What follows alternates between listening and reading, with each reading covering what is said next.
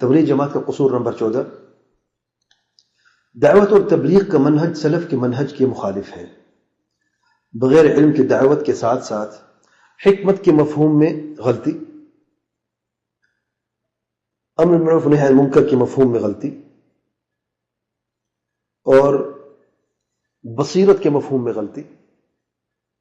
یہ غلطی کیسے ہوئی اور یہ کون سی غلطی ہے؟ وہ کہتے ہیں کہ حکمت کا معنی ہے کہ لوگوں کو وہ بات کرو جن سے لوگ خوش ہو جائیں، وہ بات کبھی نہ کرو جو لوگوں میں تفرقہ پیدا کرے۔ نصیحت کرنی ہے تو اچھی بات کرو، وہ بات کبھی نہ کرو جس میں کوئی شخص آپ سے دوری اختیار کر متنفر ہو جائے، پھر آپ کی بات اور آپ کی نصیحت بھی نہ سنے۔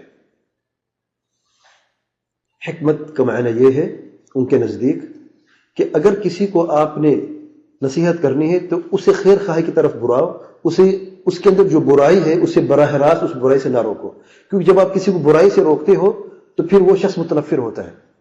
یہ انسان کی عجیب سی عادت و فطرت ہے کہ کوئی شخص بھی اپنے اندر برائی جو ہے وہ دوسرے کے کہنے سے دور نہیں کرنا چاہتا، تو آپ وہ خیر خواہی کی طرف بلاؤ اور شر سے نہ روکو براہ راست۔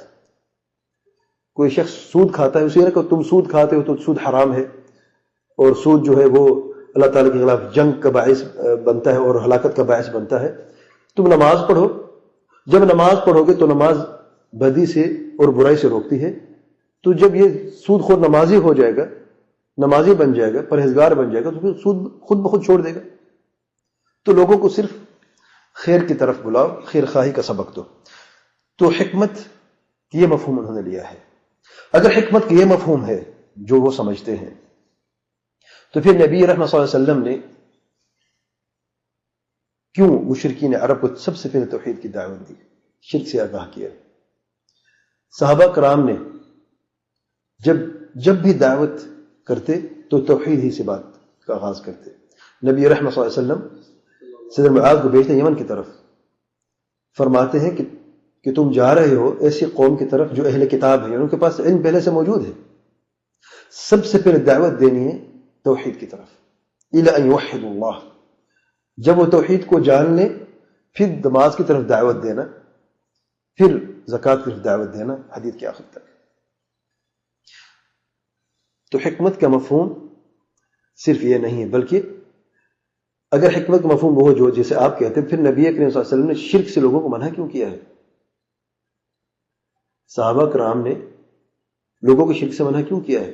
نبی رحمت صلی اللہ علیہ وسلم سیدنا علی کو بھیجتے ہیں، سے مسلم کی روایت ہے کہ جو بھی اونچی قبر ہے یا جو بھی بت یا مورتی ہے سب کو زمین کے ساتھ ملا دو، قبر کو زمین کے ساتھ ملا دو، کیونکہ یہ قبریں جو ہیں اگر یہ اونچی ہو جائیں گی، ان پر پھر لوگ اکٹھا ہوں گے، ایک نشانی بن جائے گی، مزارات بنیں گے، پھر قبر پرستی کا اندیشہ ہے، تو زمین کے برابر کر دو۔ جو بھی مورتیاں موجود ہیں ان سب کو طمس کر دو، یعنی ان کے سر ختم کر دو تاکہ مورتی کی شکل باقی نہ رہے، ان کی شکل مسخ کر دو تاکہ اس سے شکل کا پتہ نہ چلے کہ یہ کسی جاندار چیز کی مورتی ہے یا یہ جو بت ہے یہ باقی نہ رہے اپنی شکل و صورت میں۔ یہ سب کیوں ہوا؟ یہ شرک کے سدباب کے لیے ہے کہ نہیں؟ تو پھر امر بالمعروف و نہی عن المنکر کو الگ الگ کر دیا۔ یہ عجب بات ہے کہ خیر خواہی کی طرف بلانا ہے، برائی سے نہیں روکنا ہے، یہ حکمت عملی ہے۔ مجھے بتائیں قرآن مجید میں جہاں پر امر بالمعروف کا ذکر ہے وہیں پر اس کے ساتھ فوراً بعد نہی عن المنکر کا ذکر بھی ہے۔ کنتم خیر امۃ اخرجت للناس تأمرون بالمعروف وتنهون عن المنکر وتؤمنون باللہ۔ فوراً آپ کو کوئی بھی ایسی آیت نہیں ملے گی جہاں پر امر بالمعروف کو الگ بیان کیا گیا ہو، نہی عن المنکر کو الگ بیان کر دیا گیا ہو، کوئی بھی آپ کو ایسی حدیث نہیں ملے گی۔ دونوں کو ایک ساتھ جوڑنے کی ایک حکمت ہے کہ دعوت اور تبلیغ جب بھی کرنی ہے تو ان دو بنیادوں پر کرنی ہے۔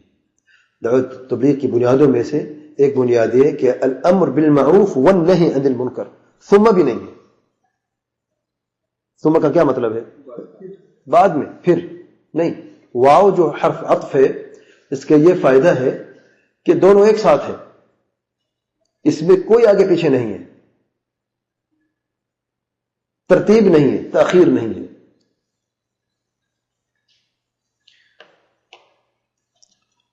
تبلیغ جماعت کا قصور نمبر 15.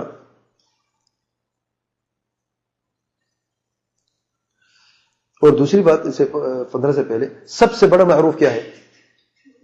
الامر بالمعروف کی بات کرتے ہیں، سب سے بڑا معروف کیا ہے؟ توحید ہے. توحید کی بات کرتے ہیں، جسے میں آگے بیان کروں گا، تفصیل سے بات بیان نہیں کرتے. اور توحید ربوبیت کا ہی اہتمام کرتے ہیں. توحید ربوبیت کا اقرار تو ابو جہل ابو لہب بھی کرتا تھا. اور سب سے بڑا منکر کیا ہے؟ شرک ہے. شرک کی متعلق بات نہیں کرتے. اگر کرتے تو خاص مجالس میں کرتے ہیں. اپنے دروس میں عوام الناس کے سامنے مساجد میں جا کر شرک سے براہ راست نہیں روکتے. کسی نے سنا ہے؟ آپ نے سنا ہے؟ کیا سنا تھا؟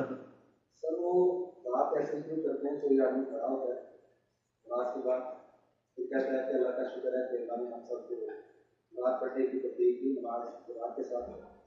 اور اس کے بعد دوستوں بزرگوں ہم آپ کے سامنے آئے دین کی تبلیغ کے لیے، اور اس کا ایک ہی مقصد ہے کہ اللہ سے سب کچھ ہونے کا یقین اور مخلوق سے اس کی توفیق کے بغیر کچھ نہ ہونے کا یقین آپ کے ہمارے دلوں میں آئے.